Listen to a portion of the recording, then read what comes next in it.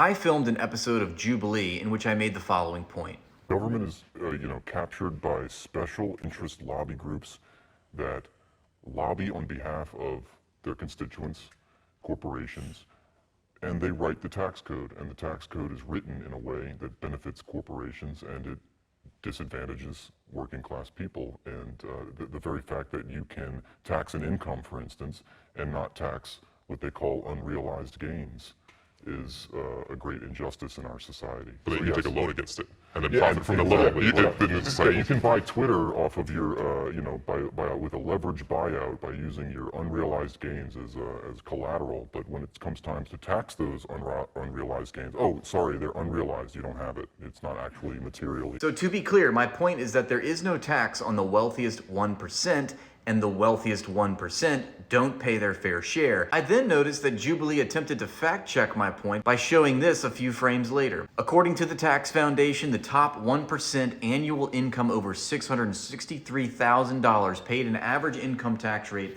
of 23.1%, 6 times higher than the bottom half of taxpayers, which paid an average of 3.7%. This does not even address my point. In fact, it proves my point for me. The point is, there is no tax on wealth, there is only a tax on income. Notice that this is not referring to a tax on wealth, it is referring to the top 1% of annual income earners. Thank you. Those who earn an income and who report an income are taxed. And meanwhile, billionaires who live off of a passive income in the form of shareholder dividends are not taxed. Jeff Bezos and Elon Musk, for example, famously do not report a salary and thus are not taxed. Some years they literally pay $0 in taxes, despite accruing billions upon billions of dollars each fiscal year, and sometimes tens of billions of dollars within minutes. If Jubilee Media had any modicum of integrity, they would have actually fact-checked the point that I was making. No one is concerned with people making hundreds of thousands of dollars or even millions of dollars. We're talking about the top 1% in wealth, not the top 1% in annual income. It's specifically the point that oligarchs play by a different set of rules than everyone else. No one's concerned with people not paying enough in income tax. And some of you in the comments I know will say, well, those are unrealized gains. They can't be taxed. How do you tax unrealized gains? Well, you're just running D for the billionaires and for the ruling class that wrote the tax code to begin with to be this way. Because let me point out for you a glaring hypocrisy with this logic. Because billionaires use unrealized gains in very realized ways. They can use their wealth to acquire loans, for example, which they can then live off of.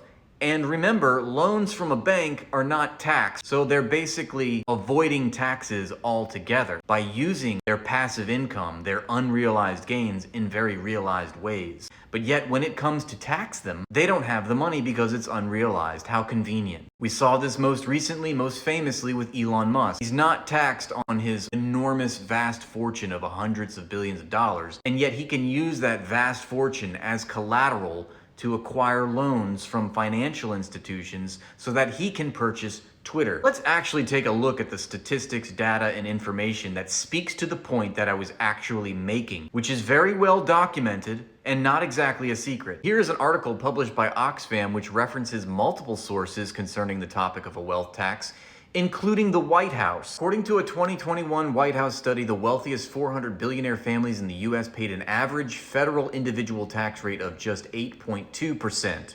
For comparison, the average American taxpayer in the same year paid 13%. In 2024, billionaire wealth increased by $1.4 trillion or $3.9 billion per day, and there were 74 new billionaires. Billionaires in the United States pay a smaller tax rate than most teachers and retail workers, thanks to a tax code that favors income from wealth over income from work, which was exactly the point that I was making, Jubilee. And also a slew of tax avoidance strategies. The richest among us end up paying a smaller percentage of their income to the federal government than most working families. Exactly. According to leaked tax returns highlighted in a ProPublica investigation, the 25 richest Americans paid $13.6 billion in taxes from 2014 to 2018, which is a true tax rate of just 3.4% on $401 billion of income. But wait, why is it according to your own fact check that the people that are making $600K a year are taxed at a higher rate than the people that are making billions of dollars a year? Why is it that Jeff Bezos and Elon Musk have a lower tax rate than the people making $600K a year? Billionaires like Jeff Bezos and Elon Musk have a tax rate of something like 1 to 3% over the past decade. My entire point was concerning billionaires. And Jubilee fact checks me with people that are making hundreds of thousands of dollars in income. I mean, this is an absolute joke. Now the question is, why would the producers of Jubilee mislead their audience? It's as if I said, hey, we should tax wealth, and they fact checked me and said, no, income tax is properly applied. Well, yeah, no. If you like this video, please give a thumbs up, leave a comment, and subscribe to the new page. If you want to support me making more content, consider joining my Patreon. Thanks, and have a great day.